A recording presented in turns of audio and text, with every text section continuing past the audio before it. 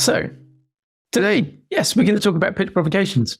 And this is one of my favorite cards in the deck now. But it's also one that I've noticed is not the most obviously intuitive at first. So I'm going to zoom on and start with a quote. This was me when I first saw pitch provocations, this kind of approach suggested. So I didn't believe it. I thought this was going to be nonsense. There's no way this can work. This is not good research, etc., etc. And I was completely anti it. And yet, this year, now it's one of my favorite research methods. And it's one of the most powerful methods I know for something that I see as a huge gap in innovation, in product design, product development, all that sort of world. And in just figuring out, what do we do in our business? And I've used this with all of my clients last year. So I pull out that card and we do it. Good. Yes, thanks, Naomi. Questions as we go. Okay, so that's the sort of preamble. Be aware that you're probably going to go, but this doesn't make any sense. There's no way this can work. And we're going to go through and I'm going to share an example of when we used it. And in fact, the time when I was persuaded that this could work. And I might then be able to show you some bits, some other examples of when I've used it. So when do you use this sort of thing? Have you ever been in a situation where you're stuck with too many possibilities and you're trying to decide, you by yourself or a team, you're figuring out which of these ideas do we pursue? Which of these features should we build? Which of these headlines should we use? Which of these articles should we write? What should we do? There are so many possibilities. And what's even worse is, that the possibilities that you're even listing, that's just a fraction of what possibilities you could be doing if you were able to come up with more ideas. This is kind of a challenge in lots of organizations, I think. We're not short of ideas. We're short of the spark to take ideas that aren't currently seen as the best idea forwards and get them enough momentum to actually become something bigger. Can I have a show of hands? Has anyone experienced this? Got loads of ideas. We're not sure which one to focus on. A subtle nod, a thumb. That's good. Yeah. Seeing some nods.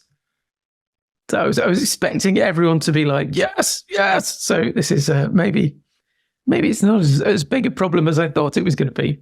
But I've had this, I think, over and over again in almost every company that I've worked in. Thanks, Stephen.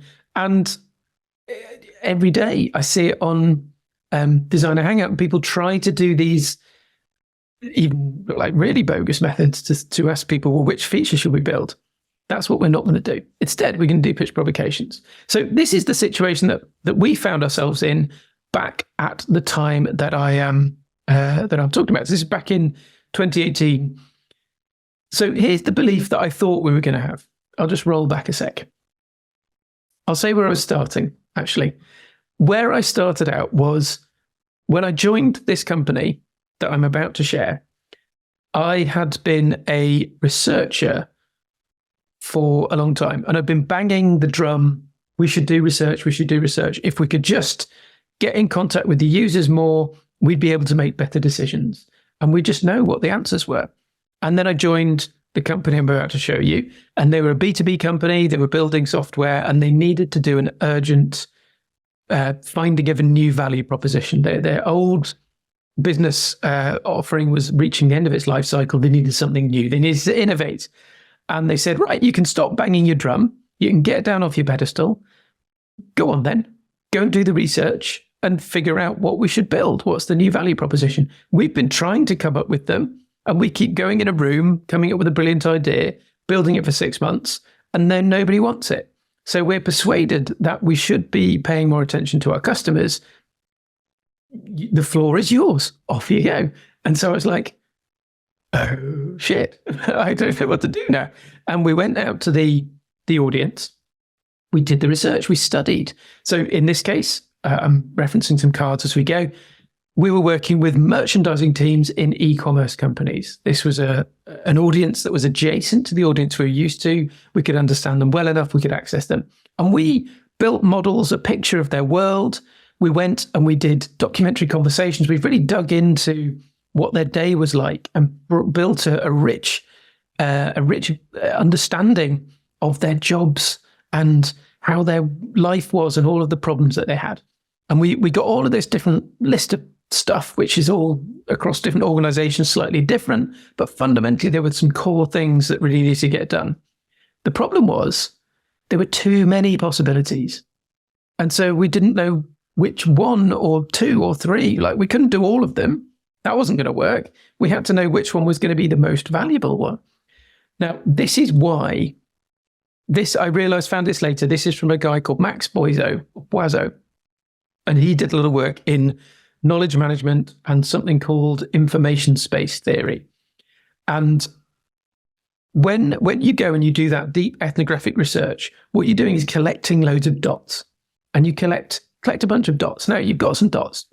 When you've got some dots, you can connect them up. 4 dots can be joined together in 6 ways with 6 different links.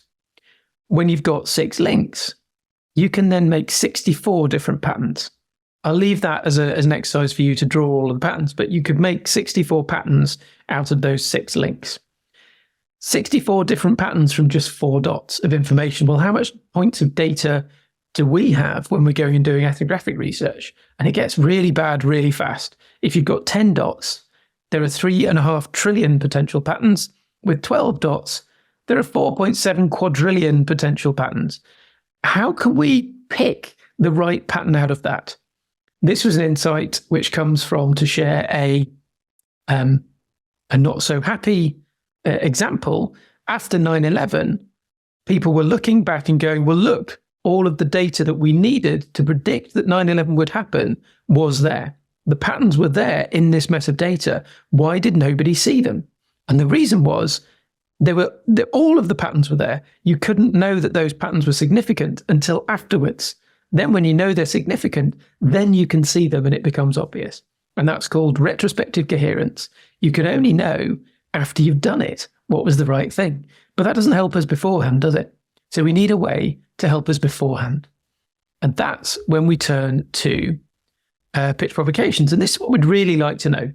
Out of the infinite stuff that we could build for you, like 4.7 trillion, quadrillion, whatever it is, type of possible patterns that we could build, which of those will you actually pay for? Which of those are actually worth our time to build, worth you having in the world?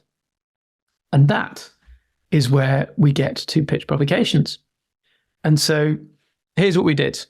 We got all of the team who had been paying attention to this research we've been doing, and we got them all to come up with, there's actually another method in the box, in the innovation tactics box, which I could point you to, which is box clever. We had everybody make their little box with their idea for the product. Could be focused on this aspect, could be this bit, could be that bit, could be that bit.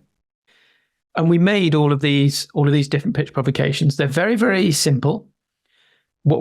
Simple, but not easy to do necessarily. You want to have basically a headline. You want to have a little pitch, a tiny elevator pitch, and some sort of sketch probably. But I've actually done loads of them now without a sketch, without an image at all, just with a little elevator pitch.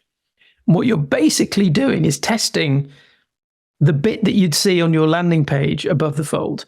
So that like header space of the landing page in a sketchy, rough form. So you know it's not real, but it is crystallizing what your product could be. Now, what we did in this case was we took all the things that we thought we might actually want to build. What I tend to do these days is encourage people to pull them even further apart. Make your pitch provocations deliberately wrong. Make them extreme, because what you want from these is a reaction. It's not the market's job to tell you what they want. It's the market's job to react to options that you present to it. So what you're doing is, but when you're making pitch provocations, is you're creating a wide range of options, and wide is the key. You don't want to create just, well, it's this or this subtle variation or this subtle variation. I see teams making that mistake all the time. We know we want to do this, but is it that in blue or that in red? It doesn't matter. What we want is it this, or is it this that's completely different, or is it this? And they can't all coexist. They can't all be in the same product even. What we're trying to do is push the market to react to those ideas in a way that we can then make intuitive sense of. So, any questions at this point? Where I'm going a bit. I had a cunning plan to be incredibly clear and take this very calmly, and now I've gone completely wild, and I feel like Charlie Day in front of the screen, like conspiracy theory. So far, is anybody there in the camp of, well, this sounds ridiculous, this can't work? No? Okay, that's good. We're doing well then. So what I tend to have people do is make a lot of these. And there's a bunch of ways that you can work with a team to pull apart the different options.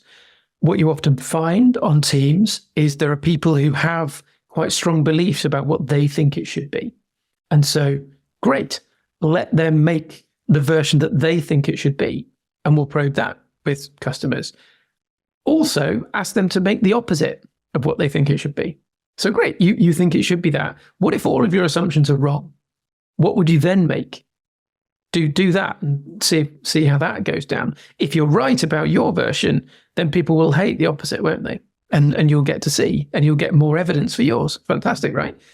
Or if people are just struggling and don't really know and they're debating about trade-offs, take each trade-off. There's another version we do where I need to make a slide for this, but you can actually map the trade-offs on a 2x2. So one might be, is this one-on-one or is this one-to-many? So you could imagine any version of a product could be it's a one-to-one type product or it's a one-to-many type product. Or it could be, for instance, if your product is something in the coaching space, is it extremely directive or is it extremely non-directive? Is it completely unopinionated, very clean? And you can then imagine what are the products that would go in the very far corners on those scales you've created. Another classic example is if it's a graphics program, is it incredibly powerful like Photoshop, which means it can do anything, but you have to spend months learning how to do it? Or is it incredibly simple like an app on your phone, which magically makes your photos look better, but it can only do one thing? Where do you want to sit on that continuum? And what you want to do, again, is pull to the extremes, because that's what's going to get you reactions from your audience, from your market. So lots of different ways to make a bunch of pitch provocations. Then showing them to the audience, that's pretty simple. You just sit someone down who's from your audience, ideally, and you get them to react to each of your provocations in turn. They are there to provoke. They provoke a reaction. So you just have people read through it, tell you how they're experiencing. They'll show you how they're experiencing it as well. You're really looking for their leaning back, leaning forwards. When are they interested? When are they skeptical? Skeptical can be good. And when are they bored? You're looking for all those clues.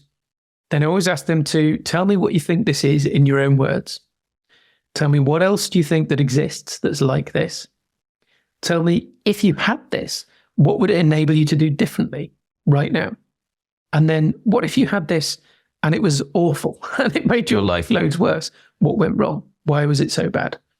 And so what you're looking for, it's kind of cheating. You're kind of getting the audience then to write your sales page for you, to write your marketing for you, and tell you in their language what they think you're trying to present to them. So just to step back a second, why is that important? Well, what I've noticed, and what I'm sure you've noticed as well, is when you're at the stage when you're trying to figure this out, when you're trying to figure out how do we sell the product, or how do we know what product to build, you've been steeped in the context, in the problem space, in the technology for months. And you no longer think like anyone in your market. You are now broken. You're not broken, but you've got the curse of knowledge. You can no longer put yourselves in the shoes of a prospect. And so what you need to do is get the prospects to tell you what it's like in their shoes. So that's the first thing. You get them to respond to each of these pitches in turn. That gives you a ton of information straight away. And it also gives you, I'll tell you, my favorite thing is when they think it's something that is better than what you thought it was. So you show them your pitch for the idea that you had, and they say, oh, I think it's this. And you go, well, it's not, but that's better than what I thought. You don't tell them that they got it wrong. They got it right, because it's, they're the market. You want to learn what they think you're doing. and you want to steal their ideas. Then finally, you get them to do a little 2D comparison. So you can choose any subjective scales you like, but often it's something like, which of these feels more exciting to you? And then I've used things like, which of these can you think of lots of people who you'd want to tell this about? Which of these can you think of nobody that you want to tell this about? So you're taking a scale where it's kind of getting the sense of what might the scale of this be from a subjective perspective? Or which of these are believable and which of these sound ludicrous? And that's another interesting scale. And you can play with these depending on what you're trying to learn at the time. Now, important thing to say is this is not a preference test. So if you're treating it like a preference test, you've gone off the rails. We're not trying to decide whether Steve's idea or Bob's idea wins, because the actual thing that's going to happen, remember there are, quadrillions, infinite numbers of patterns that we could be choosing from here. The chance that we've alighted on one of the best patterns is almost zero. So we're using these as like probes. We're poking the market, and by doing a poke of the market across a broad beta of possibilities, what the reactions show us intuitively is a kind of shadow where the valuable places might be. And it's probably not one of the patterns that we've simulated. It's probably a pattern that's near it, or between two of the things we've created, or opposite to something that really isn't resonating well. And so there's a real, it's not a linear deductive method, this. You're not going to put them all out there and say, well, people liked, 4 out of 6 people preferred version D, so that's the one we're going to do. Instead, and then this is what I did with the client last year, we put 6 or 7 different provocations out there, all of which were deliberately wrong. And then the shape that came back showed us what we could do instead. And that's what we moved on to test. So is that all too theoretical? Or do people get it? Is anyone struggling at this point, or are we happy?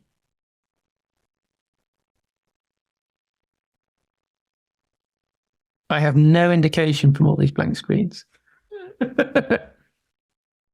Theoretical into practical is the key. So yeah, that is, in terms of making it practical, the steps are incredibly simple in that you write these down. Let's see if I can get another one up.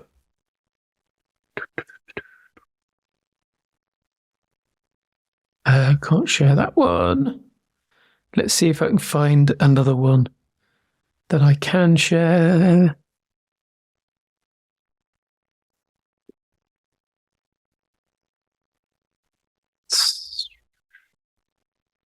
Nearly there. Yeah, in terms of practicality, it really is as simple as you make a bunch of tiny pictures, you show it to people, you show them all to somebody, you see how they respond, you note down everything they say, all of the words, etc., etc.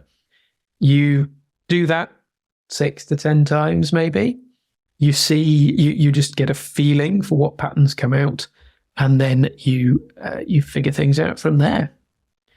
I'll show you now a map of what that looks like generally when I do it.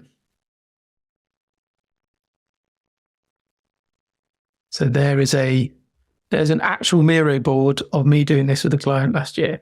So these are all different pictures. I'll zoom in and I'll show you one of them.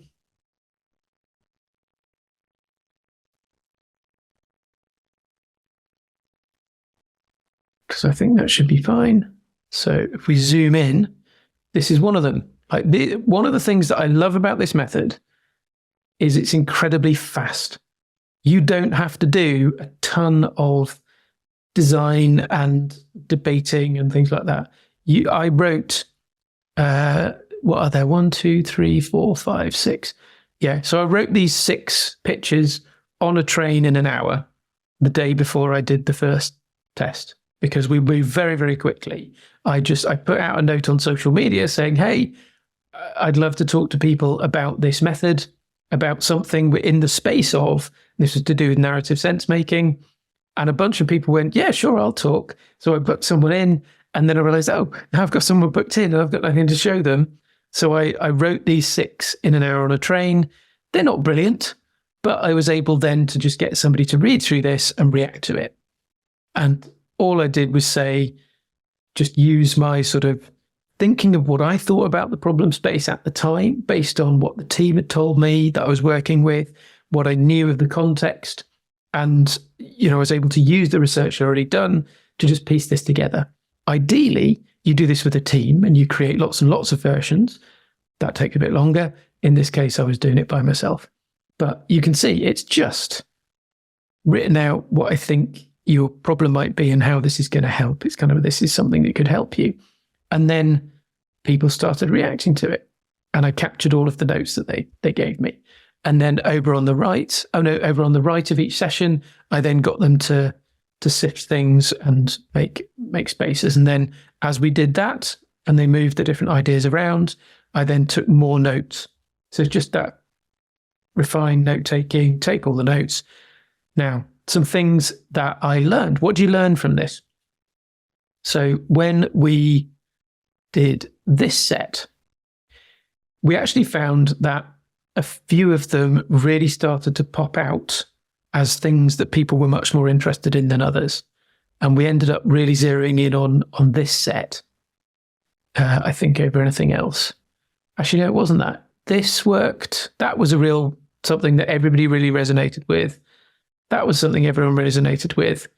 And I think this one, these two probably. We ended up building something that was kind of like that, but it ended up nothing like that in the end. So the important thing is it doesn't tell you what to build, but it does give you a direction that you can then go in. In this case, there was massive difference. This is only 5 of about 8 people I spoke with, I think. And I noticed that there was a huge difference based on the role that people had. So I'd spoken with some people who were consultants, some people who were like old school user researchers, and some people who were more like producty people. And their reaction to the different pitches were quite wildly different. And so it told me that there's something where there's a difference in audiences and their perceptions of these things. And also, none of these ideas was a clear winner. They were all wrong, which was what I was intending. But it then highlighted where there was a shape for possibility. And what was magical was basically people told me what that shape was. I had to read between the lines. They didn't just give me the answer because they couldn't, but it was all there. And we were able to then move forward. What's the next step? You're then going to say, well, now we've got a greater sense of what the thing is that we should be doing. Let's make a landing page for that. Let's see if we actually offer that and say, would you like this for some money? Do people actually buy it? Cool. 6 to 10 in one session. Cool. I will answer that in a second. Marvelous. Does this process? So great questions. Thanks, Charles. Okay, so I would usually show 6 different provocations in 1 hour. So you've got about 5 to 6 minutes per provocation, plus a few minutes to do the sorting, plus a few minutes for things to go off the rails and to have a little chat, stuff like that. And so depending on how loquacious people are, some people are quite talkative, some people are not talkative at all, and it's like wringing blood out of a stone. But around 6 works quite well in an hour. And you do that one at a time. So show these 6 to one person, then in another hour, show them to another person. Now, you can also show them in different orders if you want to. So you're removing or helping to mitigate some of the bias of there being a sequence and the ideas often being interrelated in ways. So that's how you show them session per session.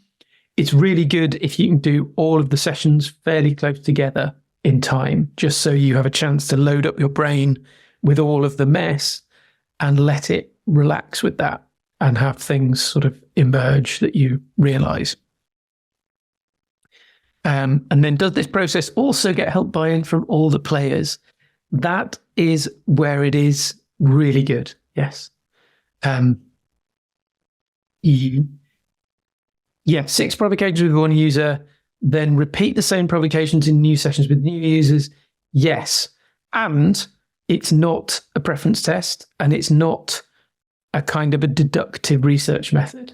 So one thing that I did was, as I did the first couple of tests, I realized that there were a couple of titles I'd given things that were throwing people off, that were reliably bad. And because I'd written these all in an hour, they were actually quite unclear in some places. Once I'd done a couple of sessions, I knew what was unclear. I edited them. So I fixed them and made them more useful for what I wanted to learn. So it's not this sort of research rigor. This is very emergent, early sense-making type research. It's not, we know loads of stuff, now we have to do statistical significance at scale, and we have to show everybody the same thing in exactly the same way. There's a time and place for that research, but it's not when you're trying to figure out which of 4,000 quadrillion patterns you need to pick from. That would take too long, I think, to make all of those patterns and show them to enough people. So we don't do that. We have to be a little bit more fast and loose. So hopefully that helps. Does it help get buy-in from all the players? Yeah. If you can get people to be involved in the process of constructing these, then it really, really helps. I've been doing this with a client really recently where they were, have I got something weird went on there? Yeah, okay. Doing it with a client recently, and they had a team who had different opinions on what was going to matter, what was going to be most important. And through this process, they were able to share all of their competing opinions, and then the team were able to expose them and expose other alternatives that they weren't even considering. And what they found was a bunch of stuff that they were really worried about didn't actually matter that much, and they could just let go of it. And then some of the things that they were worried about really did matter, and they started to be able to zero in on those. But what they ended up with, and this is the key, what we ended up with was none of these. It was something else, but it was something within the space that we'd kind of poked. So if you imagine this sort of big 2D space, and we're dropping, it's like battleships, isn't it? We're dropping bombs in different places and seeing what sort of noise comes back. And that gives us clues as to where something is over that other side that we can't see. Cool. Now, I'm going to check off this list that Naomi has given me to cover off, which I think is a sensible structure. So we explained the problem. The problem is, before we've done something, there are often too many possibilities for us to be able to pick up front and to guess what it is that's going to work. We know afterwards, but then it's too late. And I don't know if you've been in this situation. We struggle, we build the thing, and after we build it and shipped it, it's great. Now we realize what we should have built. We know we built the wrong thing, and now we know what we should have built. If only we could have known at the start. Well, this is trying to help us to figure that out nearer the start and not waste time. So what we want to achieve with this card is we want to poke the market so that we can get an intuitive sense from the market of how it reacts to the trade-offs that we're presenting to it. So there's a whole bunch going on there. But really what we're doing is just saying, hey, if you had this thing or this thing or this thing or this thing, and they're all very, very different, how would you react to that? Which of those feels more valuable to you? Which of those feels less valuable? Which of those feels more frequently needed to you? Which of those feels less? And you get people to play with that in a comparative way. So it's not rational. It's not reasonable. It's just intuition, and it's just felt sense. But that's how we're deciding anyway. So why don't we just let that be okay? And then methodology, I explained how we did the activity. Ideally, I think, Charles, you nailed it. If you can get the team to all be involved in constructing a whole load of different pitch provocations, and then you select 6 to 8 that have the biggest variety among them and create the most foils to each other. So ideally, A and B can't both be true, but that you can't always achieve that. But you're trying to make as big a range, a bigger variety as possible. Then you're going to find people from your audience. Hopefully you know these people. If you don't, you're going to struggle to sell to them. Like if you can't find people to have a conversation with about what you might build, how are you going to find them to sell to later? Hopefully that's fairly easy to do. So you then show your pitch provocations to people, they react, you note down all of their reactions, and then you let that gestate. And ideally you have your team along for the ride as much as possible. And then once you've done that, I'd say, yeah, maybe this is the way that it works. It's kind of as if you and your team have made all of those products and actually tried selling them. And then you've learned what that is like. And so now you've compressed a year's experience building different products and trying to sell them into a few days. Not in the full way that you would have done if you'd really built them and everything like that, but you've compressed all of that intuitive experience into a very short space of time so that then you don't have to make those mistakes for a year. You can sort of bypass a lot of that. Marvelous. Oh, yes. Synthesis. Yeah, that's the critical part. Cool. We'll get onto that in a sec. So I can say what happened as a result of these pitch provocations that I talked about. We went on to do a landing page, what you'd see as a language market fit test in the deck. So we made a landing page that used the language that people had used with us when they responded to these, and tested like, well, if we actually sell this, will people be interested? Paid for a few ads, had a landing page, got people to sign up, and we were just going to check, do enough people sign up? Pivot triggers, another card in the deck. Do enough people sign up when we advertise this that we feel confident to move forward with it? And they did, and that was nice. And so we did move forward, and we then tried to build it as it was in the picture here. And we built it for some customers, and we thought it was amazing. We made the most beautiful, in fact, I can probably show you some of this. How do we get that back up? Back to here. We made the most lovely, there's the language market fit. So we made a landing page, put all this stuff together. We made an absolutely beautiful prototype. We co-designed it with someone from the market. So it was all like co-created, and you could put real data in there. Our customers' real data went in here, and it was amazing. And we were really excited, and the customers did not like it at all. It went down like a cup of cold sick, which was interesting because we knew that they wanted it. They'd been signing up on the landing page saying, yeah, this is what we want. And then we gave it to them and they didn't want it anymore. That was interesting. Normally, what the company had done over and over again is they built a product and they'd given it to customers, and the customers had done this, but they didn't know. They didn't know. Is it because it's not a real opportunity? It's not something customers want at all? Or is it because it's the method, the way we've done it isn't good? Or is it because something about the form factor that we put it into isn't good? And now we knew, well, the opportunity is there. People want this. It's something about how we're doing it. So we were able to go back and do it like this instead. And we did the most hideously ugly Google Sheet you can imagine. The designer was not happy, but we were able to ship this to a bunch of people in 8 days. And I think we sent this to 30 different customers in 8 days, after 8 days. And we thought, whatever, we'll just keep trying these ideas until something catches on. As it happened, this caught on. And what happened was people were asking for access, and they were saying, hey, next time you send this, can you send it to my colleague as well? Because they'll really like this too. And can we talk to you about it? Because there's some stuff we'd like to add.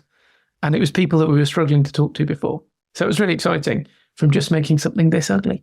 And it's just a database. And then we changed it, iterated every week for 10 weeks. And it changed into something quite different with a lot more rich information. But over those 10 weeks, we were also able to connect with all of those customers who were using this and opening it every single week. We'd set a timer to get up at 6 a.m. on Monday mornings to go through and check the data and then send it, because our customers needed it at 7 o'clock on Monday morning. And then they'd make decisions for the week. And we started connecting with customers who were taking this data, making decisions, doing things differently, getting better results. And so all of the things that we were worried about not working started to fall into place. So yeah, that was where that went. And in the end, then we were able to make it. I mean, this is very 2018 design. You know, you wouldn't do it now like this with all these gradients and things, but this was polished up in the end. And we got to clarity about why it was that the beautiful version didn't work and why it was that the ugly version did work. And that made all the difference. And then suddenly it all clicked into place. So that was the result we got to. So it was that. And I can say with this other one that I did all of this in like a week or so, tested with a bunch of people. And then we get to the synthesis section, which I see you asked about, Charles. So what I did there was really just walk the team through. These are all the things that I think are going on. This is what people said. This is where the vibes were. And together we were able then to shape, okay, so it looks like the actual shape of what we're going to do is something more like this. And we constructed another landing page and put that out to the audience and got some signups. And that has been progressing since then. So internal business customers. So with this, this is a consultancy / agency who sells into big companies, and they're looking to break into a new market, more of a tech market, which is the market where I come from, tech and like digital products. So they were looking for, and they know they have a lot of fans in that space who enjoy their work and use some of their tools, but they haven't been able to get real traction. So they're looking for, is there an offering that we can put there which will satisfy the tech and digital market? It tends to be, I think they're more comfortable or better at selling to big governments and huge multinationals where the pace is quite slow, and they're okay with the pace being slow and with things taking time to unfold. Whereas, and if you've worked in tech and digital, it's like they want the answer now. And it doesn't matter if it's the wrong answer, we just need it now. And so that was what they were struggling to meet the demand for, I think.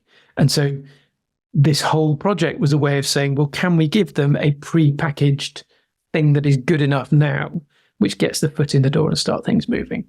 And as it turns out, as I said, none of the ones that I proposed in the first place were anything that would work. But by poking the market with all of those, we were able to see the shadow of what it was that might work. And then they were able to test that. In the other case, with this one, it was a B2B company. It was a company who already had clients who were e-commerce or big brands, basically high street brands who had e-commerce departments. And they were trying to, we knew that digital merchandisers were having a tough time. So the process failed. No, the process succeeded. So I think I'm not making it clear enough. The process of pitch provocations is that you should make all of your provocations wrong. If one of your provocations looks like it's right, I tend to be suspicious, because then you're probably playing it too safe, or you're very lucky. So you need to be a little bit careful. You might be lucky. You might have just hit on one of the patterns that actually is going to really sing with the market. But you're at this point, the way these are, they're still so ambiguous that it's very difficult to know for sure what they even are.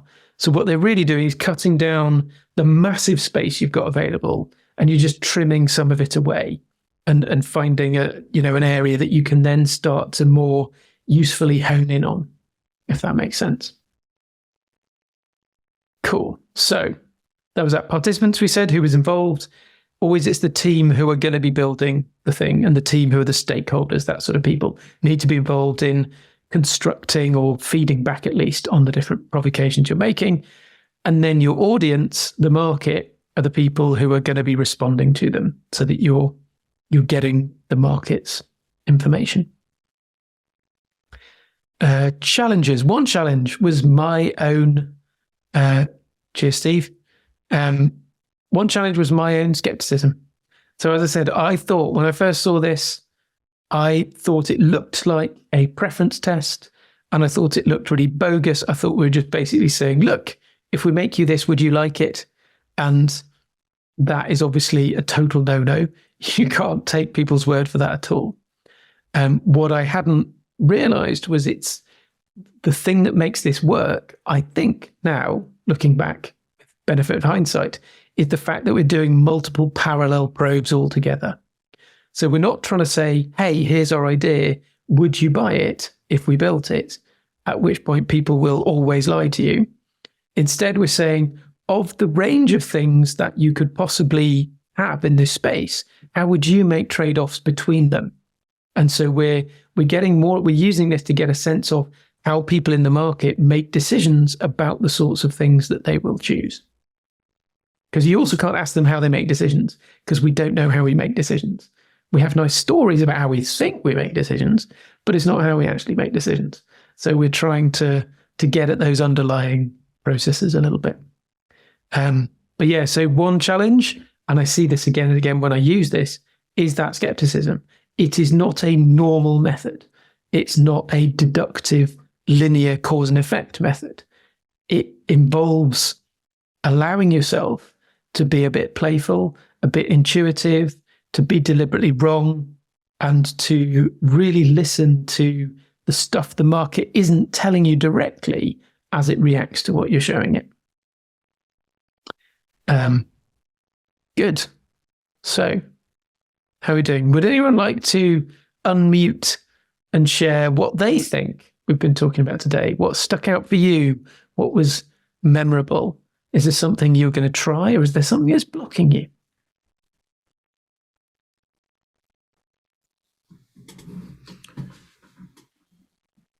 I like what you're saying here. I think it's super interesting to consider how to be deliberately wrong, but it points you a better direction. It's a fascinating idea. I'm glad you like it. Yeah, it's quite counterintuitive sometimes. It's interesting. Now you put like that. Yeah, that is a challenge that I've experienced with a few teams, because often what we want to be is, well, you've heard the word, if you work your product at all, we want to be validated. Can we validate our hypothesis? And what that means is, I've got my precious idea. Can you tell me I'm okay, please? And that's what most of it looks like. Well, contrarily, too, I think it also takes the pressure off of someone to be right.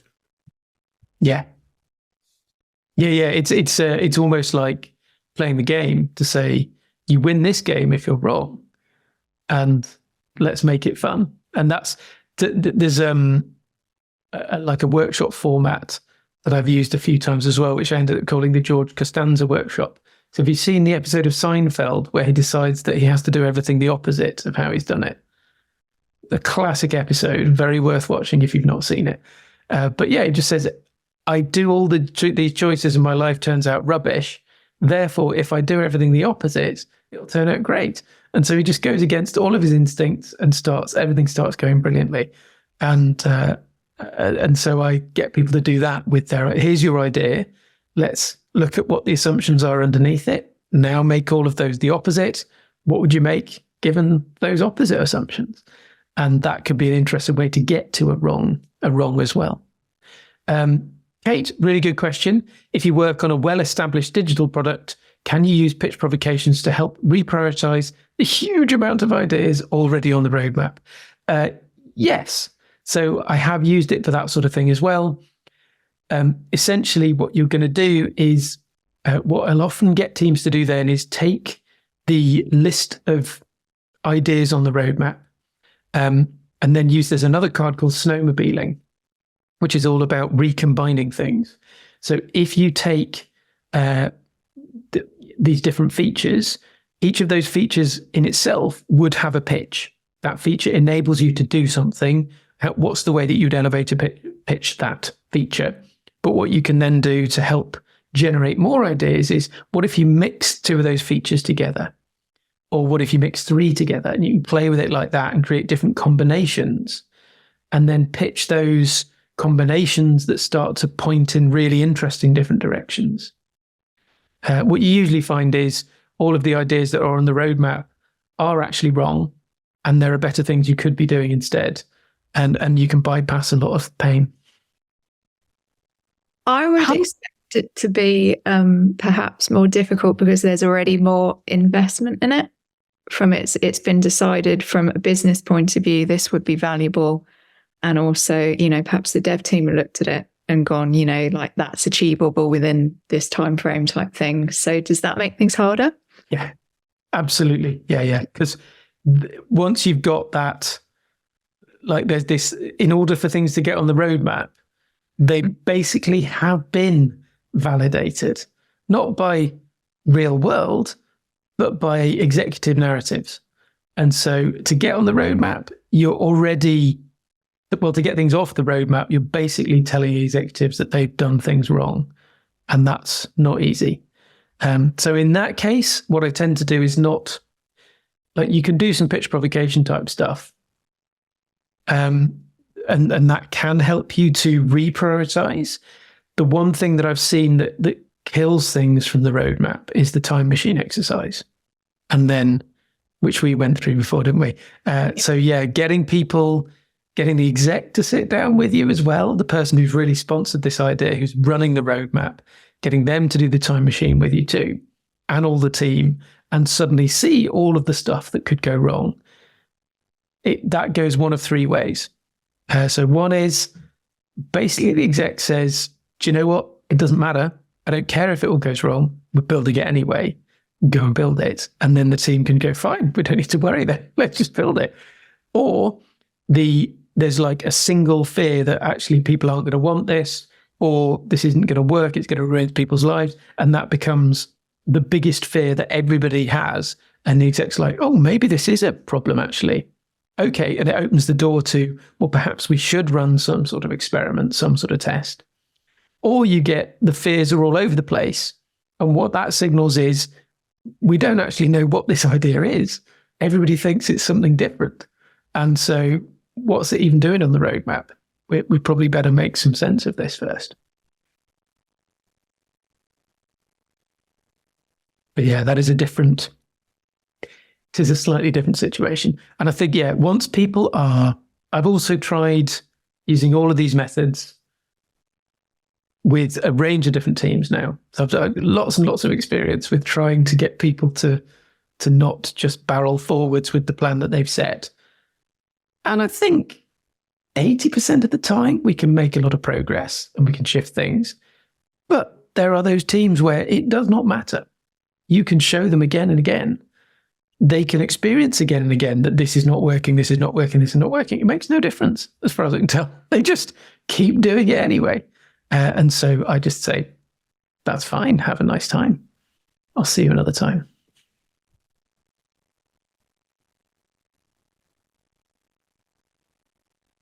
Yeah, if there were methods which worked for everyone all the time, the world would be a lot easier.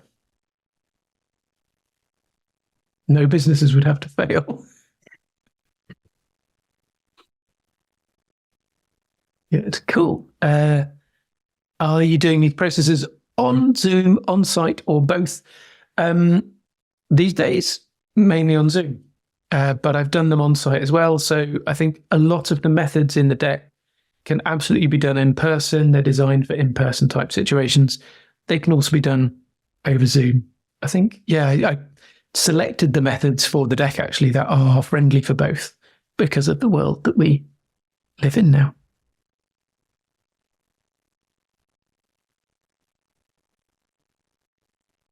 So that's good. Anything else that's not super clear? I know my whistle stop tour, I had such plans to make it incredibly clear and lucid with a lovely story, and then I caught myself ranting. But hopefully it was still clear enough. I have a quick question, actually. It has been really cool. Coming back to kind of looking at the card and how you set it up because you're kind of you're bringing your team together. You have like throwing your 25 pitch ideas into the pot, and then you're pulling 6 out. Yep. And what you heard you saying is that those 6 should not work. Here, it's a little bit like they should all be really different. Like, how does one choose what those 6 are? Should they be like the weirdest things that you would never imagine? 6 that are going to fail for sure? Like, how does one make those decisions? It's a good question. So, yeah, I think there's a sense of trying to cover the biggest space possible. So I suppose I imagine it as there's like a possibility landscape out in front of you. And on that possibility, there's all these different factors that go into it. But on the possibility landscape, you've got mountains and you've got troughs. And the mountains are good and the troughs are bad. And so what you want to do is, but you can't see it. It's all completely shrouded in fog. You don't know. And so what you can do, and what a lot of teams do, is say, well, let's just guess somewhere to go. And we'll start marching across the landscape in that direction. And then some teams are lucky and they just head up a hill. And some teams plop straight into a big trough and they're gone. And that's it. So what we're doing instead is saying, well, let's take 6 airdrops and we'll drop them across the map in as many different places as possible so that we have a better chance of finding something that's more of a mountain. Are we likely to land on the top of a mountain, like one of the best possible ideas? No, but we're hopefully going to land somewhere on a hillside where we can then start to climb that mountain. Does that help? I love it. I love a metaphor. Yeah. Awesome. Makes total sense now. Cool. That's really good. I'm going to take that and use that again. And then not 100% on the synthesis. Yeah, Charles, could you say a little more about that? Well, I'm just trying to understand. I mean, I understand how we've set up these provocations, but I'm understanding how they coalesce into the next step. Yep. Cool. Okay. Yeah. There are two different examples.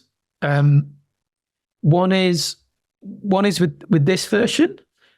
We did coalesce into effectively this know which products to focus on next, and this kind of effortless, hidden gems, they were really resonating. So what we ended up, like a lot of people were very excited about those. And I think, was there something? Oh, and I think this one as well. Browse your catalog, discover new opportunities. So yeah, a few things just really popped out, which all sort of fell under the banner, you could say, of actionable insights. They wanted to have data from their site be magicked by our system and pop out with insights that they could then do things about. Now, that's really hard. That's not something you just make a dashboard and you win. But what we were able to do was kind of mix those ideas together. So it's that snowmobiling in this case. We mixed those ideas and something else emerged. Now, did we get it right the first time? No, as I said in the other one, the first version of the idea was a complete trash fire. The second version I didn't even show was a trash fire, but we found something that worked and we were able then to work from there. In the other case, this was more of a negative approach, I think. So different people were very negative about different options in each of these. And what that showed is across the whole space, I'm going back this is middle of last year, so I'm struggling to remember. Across the whole space, certain themes came up about these are the things that people don't like about many of these ideas. And these are the things which are attractive about the ideas. And those attractive points were different. It was a different idea for different people. So none of the pictures in themselves stood out as being something we could work from. But I was able to break down each pitch into, well, this element is interesting. This one isn't. This one is, this one isn't, and sort of break them and then remix them to make something which was, right, so if we remix these, we end up with a slightly different shape of entire product in the first place. Does that help? The synthesis is always about remixing. but then it's about what level of granularity do you break down into before you remix? And in one case, the pitches themselves could just be blended together and make something new that was cool. In another case, the pitches had to be broken down another step, and then all the bits could be blended together to come up with something that worked. Thank you. That was an excellent question and very, very valuable. Kate, really good question. Do you mix or spread your audiences in choosing who you speak to? So 2 different examples. With this one, no, we were hyper-focused because we knew that the company was going all in on we want to access this next adjacent audience, which was, as I say, these digital merchandisers. And in this case, it's because we'd already built a tool for them. And the reason we were doing these pitch provocations was we didn't know why they weren't using it yet. It was like, something's not working. There's something missing. And it all made sense after we did the process. We're like, we realized we'd given them tools to do stuff, but they didn't know what to do because they didn't know what they needed to do because they didn't have access to any data to tell them anything. So they were just doing what they were told, and they didn't need the tools to do that. So we that's what helped us in that case. In the other situation, they were more aware of the general market they wanted to get into, but they didn't know which type of person would be a good landing pad for them. But more importantly, this was just me recruiting people who were interested, who I knew. So it was me doing recruitment probe. Hey, here's a topic that I think you're interested in, that I think you struggle with. Would you like to talk about it with me? I'm going to show you some stuff. It might be interesting. And people went, yeah, okay. And they were all different people. And that was helpful in that case. There's no one right way to do it. Lovely. So we are now, I think, 1 minute over. But yes, thank you, everyone who attended. And anyone, quick show of hands, who thinks they are going to give this a go?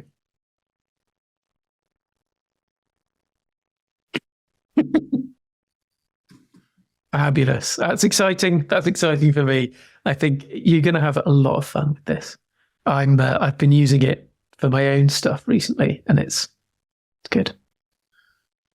I think it's interesting too, because it might be better for people who aren't quite so rigid-minded in terms of maybe more ADHD-ish.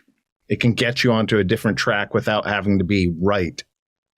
Yeah, that's it. So you're saying this is good for ADHD-ish people? Well, I certainly resonate with that. I resonate with it. I'm not saying I'm clinically ADHD. I just have inclinations that direction. And I think it's a way of, I like your analogy of the fog, because then, okay, there's lots of fog. I'm not going to have to be right, but I just need to get close or closer. Yeah, perfect. Love that. I'm definitely going to use that analogy more.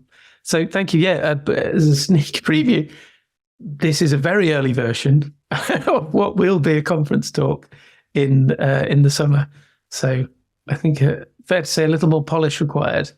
But thank you very much for your feedback and excellent questions. I think that's helped it to actually make it clearer. But yeah, see you later.